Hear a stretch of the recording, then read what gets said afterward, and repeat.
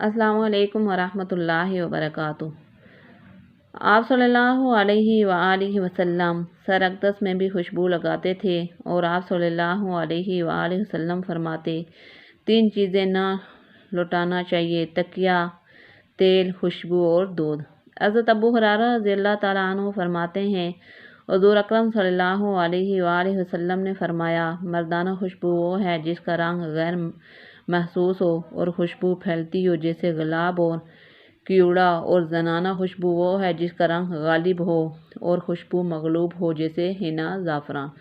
حضرت انس رضی اللہ تعالیٰ عنہ فرماتے ہیں کہ نبی کریم صلی اللہ علیہ وآلہ وسلم کے پاس سکہ عطریان یا عطر کا مرکب تھا، اس میں سے خوشبو استعمال فرماتے تھے۔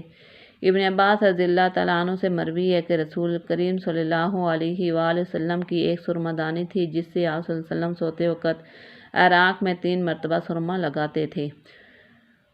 عمر بن انس رضی اللہ تعالیٰ عنہ سے مروی ہے کہ رسول اللہ صلی اللہ علیہ وآلہ وسلم اپنی دائنی آنکھ میں 3 مرتبہ اور بائیں میں 2 مرتبہ سرما لگاتے۔ ابن عباس رضی اللہ تعالیٰ عنہ سے مروی ہے کہ رسول اللہ صلی اللہ علیہ وآلہ وسلم نے فرمایا کہ تمہیں عصمت استعمال کرنا چاہیے، کیونکہ یہ نظر تیز کرتا ہے، بال اگاتا ہے اور آنکھ روشن کرنے والی چیزوں میں سے تیز ہے۔ نیک کام کو آگے پھیلانا بھی صدقہ جاریہ ہے۔ جزاک اللہ خیر۔